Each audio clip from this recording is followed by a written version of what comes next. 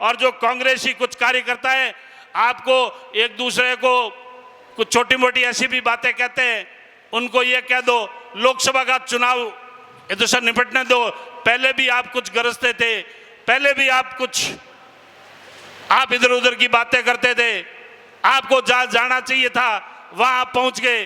कांग्रेस की तो भाइयों ऐसी हालात हो गई है, राजसमंद से आदरणीय सुदर्शन सिंह जी राउत साहब ने टिकट भी वापस दे दिया। जयपुर वाले लोकसभा के प्रत्याशी आदरणीय शर्मा जी ने भी टिकट वापस लौटा दिया। अभी उनको राजसमंद से कांग्रेस का कोई भी लोकसभा का प्रत्याशी चुनाव लड़ने के लिए हाँ नहीं कर रहे हैं। और मैं सोच रहा हूं ये सीट भी कहीं अलग खाते में नहीं चली जाए, इस बात का भी मुझे डाउट है। और थोड़ी थोड़ी उड़ती उड़ती हमने और भी हवाएं सुनी थी कि कांग्रेस वाले भी बड़े बड़े दिग्गज जो है वो बीजेपी के दरवाजे तोड़ने की कोशिश कर रहे हैं। लेकिन बीजेपी भी खुद बहुत समझदार पार्टी है, किनको पार्टी में लेना है और किनको पार्टी में नहीं लेना है। इसीलिए बीजेपी भी जिनको ज्वाइन करवा रही है बड़े स्तर पर सोच समझकर ज्वाइन करवा रही है। मेरे सभी ग्राम पंचायत के कार्यकर्ता अपने विधानसभा क्षेत्र में, अपने लोकसभा क्षेत्र पाली से अपने बीच में लोकप्रिय प्रत्याशी और आदरणीय नरेंद्र भाई मोदी जी ने तीसरी बार जिनको हमारे बीच में भेजा है, अपने पूर्व केंद्रीय मंत्री रहे भारत सरकार में आदरणीय पीपी चौधरी साहब,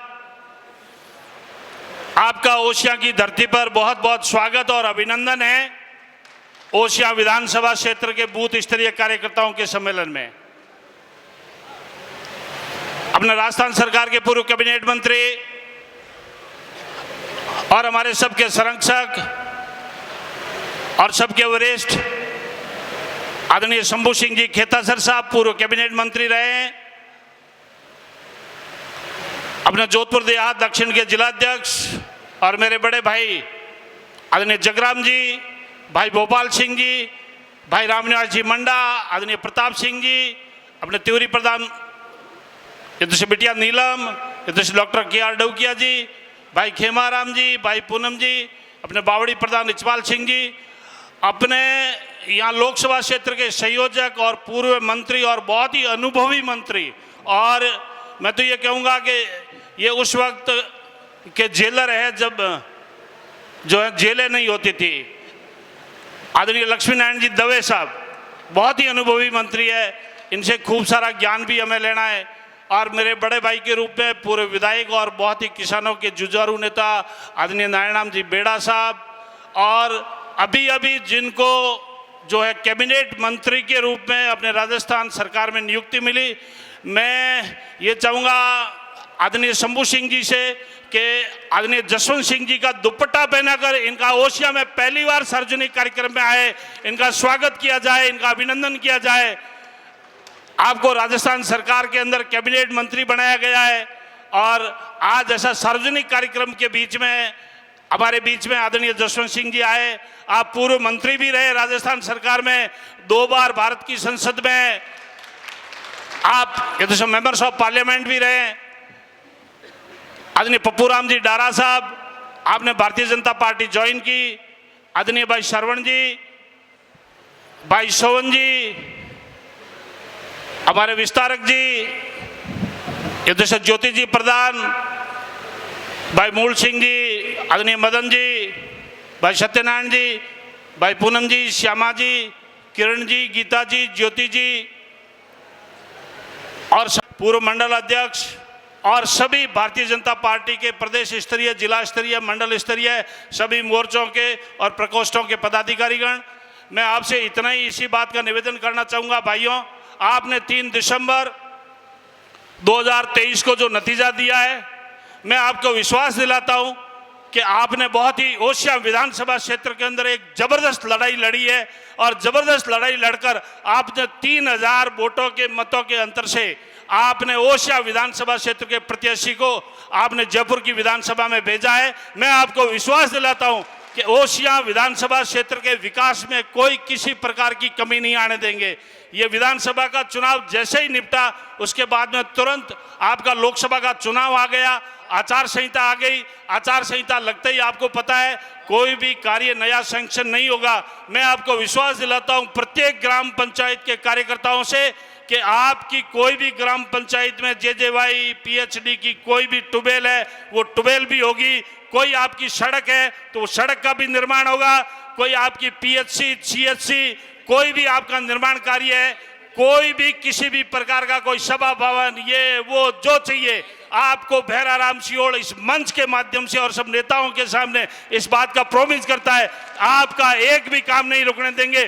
तीनों ही पंचायत समिति हमारे पास में है, पंचायत समिति तिवरी हमारे पास में है, ओसिया हमारे पास में है, बावड़ी हमारे पास में है और ऊपर हमारे सांसद भी हमारे होंगे। आपका विधायक आपका है। मैं आपको विश्वास दिलाता हूं कि किसी भी काम के अंदर कोई कमी नहीं रहने देंगे। आचार संहिता के चलते कुछ अधिकारियों को हटाना था, कुछ अधिकारियों को लगाना था, कुछ अधिकारी नए आने वाले थे, कुछ कार्यकर्ताओं को छोटी मोटी समस्या भी हो रही है। मेरी जानकारी में है एक एक कार्यकर्ता की दुख और तकलीफ से मैं बहुत ही अच्छी तरीके से वाकिफ हूं। लेकिन हमारे सामने जो केंद्रीय इलेक्शन कमीशन का आचार संहिता की कुछ नियम आगे, कुछ 3 साल के नियम आगे, कुछ आपके जिले से इधर से उधर उनका भेजने का कुछ नियमावली आगे, कुछ कार्यकर्ताओं को मुझे मालूम है छोटी मोटी तकलीफ आ रही है। लेकिन आपको मैं इस मंच के माध्यम से विश्वास दिलाता हूं आपके कार्यकर्ताओं के हितों के अंदर कोई कमी नहीं रहने दूंगा। एक एक कार्यकर्ता का काम करेंगे, आपके साथ मिलकर काम करेंगे। और जो कांग्रेसी कुछ कार्यकर्ता है आपको एक दूसरे को कुछ छोटी मोटी ऐसी भी बातें कहते हैं, उनको ये कह दो लोकसभा का चुनाव इधर से निपटने दो।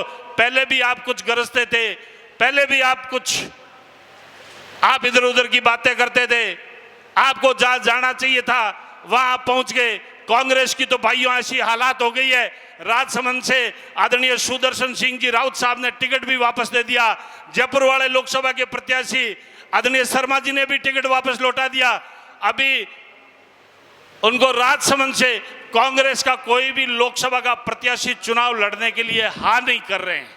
और मैं सोच रहा हूं ये सीट भी कहीं अलग खाते में नहीं चली जाए, इस बात का भी मुझे डाउट है। और थोड़ी थोड़ी उड़ती उड़ती हमने और भी हवाएं सुनी थी कि कांग्रेस वाले भी बड़े बड़े दिग्गज जो है वो बीजेपी के दरवाजे तोड़ने की कोशिश कर रहे हैं। लेकिन बीजेपी भी खुद बहुत समझदार पार्टी है, किनको पार्टी में लेना है और किनको पार्टी में नहीं लेना है। इसीलिए बीजेपी भी जिनको ज्वाइन करवा रही है बड़े स्तर पर सोच समझकर ज्वाइन करवा रही है।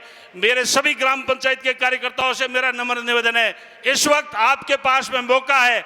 आप प्रत्येक ग्राम पंचायत में ऐसा कार्यकर्ता है जो भूले से कांग्रेस में था अब आपके साथ में आना चाहता है, तो मैं सभी मंडल अध्यक्षों के माध्यम से और जिला अध्यक्ष आपकी अनुमति से जो जिस ग्राम पंचायत का कोई भूला भटका हुआ कार्यकर्ता वापस भारतीय जनता पार्टी ज्वाइन करना चाहता है तो ये अभी संगम है, आपके पास अधिकार है। आप उनको भारतीय जनता पार्टी ज्वाइन करवा के आप इसकी सूचना मंडल अध्यक्ष को दे देवें और जिला अध्यक्ष को दे देवें और मेरे को जानकारी दे देवें।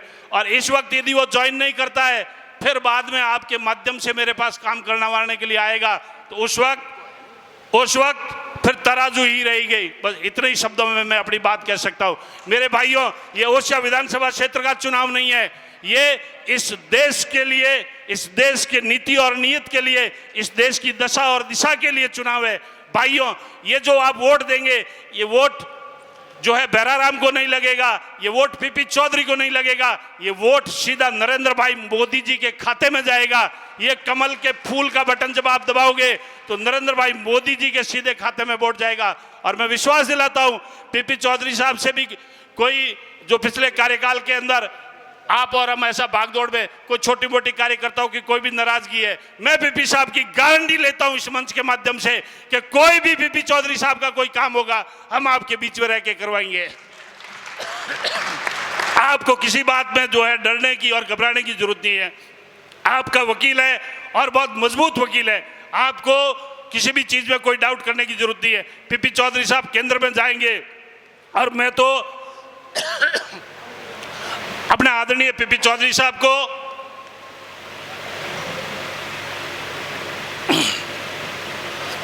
आपको एक बात की बधाई देना चाह रहा हूं। आप लोकसभा क्षेत्र पाली से लगभग 7,25,000 वोटों से आप जीत कर जाओगे, ये मैं घोषणा कर रहा हूं इस मंच के माध्यम से। मैं आपको विश्वास दिला। 1 मिनट